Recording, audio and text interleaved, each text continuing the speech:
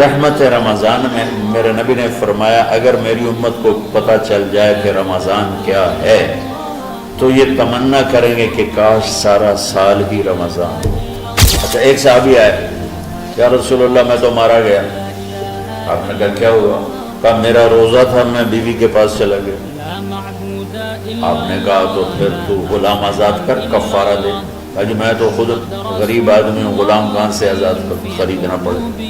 آپ نے فرمایا پھر آخر یہ کہ 60 روزے مسلسل رکھنے ہوتے ہیں جو کفارے کے ہوتے ہیں۔ وہ کہنے لگا ایک روزے چاہے کم کیتا ہے،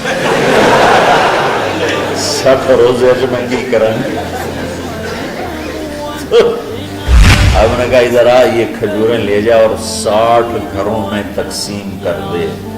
کہنے لگا یا رسول اللہ، اللہ کی قسم مدینے میں مجھ سے غریب کوئی نہیں، آپ ایسا کرو یہ میرا کفارہ مجھے ہی صدقہ کر دو۔ تو آپ اتنا ہنسے کہ یہ آخری دانت نظر آنے لگے۔ بہت کم ایسا ہوتا تھا۔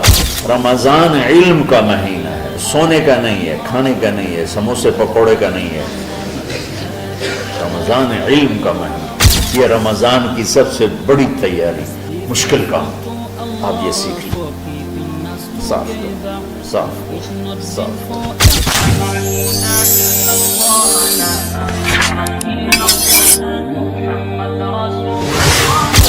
سارے مہینوں کے نام عربوں نے رکھے، محرم، صفر، ربیع الاول، ربیع الثانی، جمادی الاولی، جمادی الثانی، رجب، شعبان، رمضان، شوال، ذوالقعدہ، ذوالحج۔ اس میں جو رمضان ہے یہ نام اللہ نے رکھا، باقی مہینوں کے نام تو رکھے عربوں نے۔ پھر ان کی زبان پہ اللہ لایا رمضان، چونکہ ابھی تو دنیا بھی نہیں بنی تھی اور اللہ نے قرآن کی تلاوت فرمائی تھی، تو اس قرآن میں تھا شہر رمضان الذی انزل فیہ القرآن۔ تو رمضان کا نام اللہ نے پہلے سے چن رکھا تھا، پھر ان سے رکھوا دیا۔ رمضان کہتے ہیں رمض یرمز، جل جانا، جل جانا۔ رمضان کو رمضان کیوں کہتے ہیں؟ اس میں گناہ جل جاتے ہیں۔ مسلمان پہلا روزہ رکھتا ہے اور اس کے گناہ اللہ جلانا شروع کرتا ہے، اس کی بھوک پیاس کی آگ میں گناہوں کو ڈالتا ہے، جلاتا ہے۔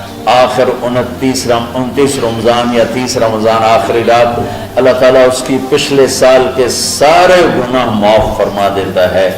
تو اس کو اس سے تشبیہ دی گئی کہ جیسے جلنے سے چیز ختم ہو جاتی ہے، رمضان کے روزے کی بھوک اور پیاس کی تپش سے اللہ تعالیٰ پچھلے سال کے سارے گناہوں کو معاف فرما دیتا ہے۔ تو ہم نے رمضان میں شروع کی کہ یہ رحمتوں کا مہینہ، ہر چیز کی برکت کا مہینہ، ہر شے کی اللہ کی طرف سے فراوانی اس میں ہے، علم کی بھی، ہدایت کی بھی، رزق کی بھی۔ پھر اللہ نے اس مہینے کا نام خود رکھا شہر رمضان، شہر رمضان۔ اس میں شب قدر رکھی، اس میں رات کی ایک نماز۔ اچھا پہلی امتوں پہ روزہ فرض تھا افطاری سے افطاری، افطاری سے افطاری، بہت شدید تھا، 24 گھنٹے کا روزہ۔ بس افطاری کے بعد آنکھ لگ جاتی تو روزہ اگلا شروع ہو جاتا۔ تو ہم پر بھی پہلے ایسے ہی روزہ ہوتا رہا، افطاری سے افطاری۔ تو ابن سرمہ رضی اللہ تعالی عنہ اونٹ چرانے والے تھے، وہ شام کو لوٹے تو بیوی سے پوچھا کوئی افطاری کا سامان ہے؟ ہے تو نہیں، میں کہیں سے لے آتی ہوں۔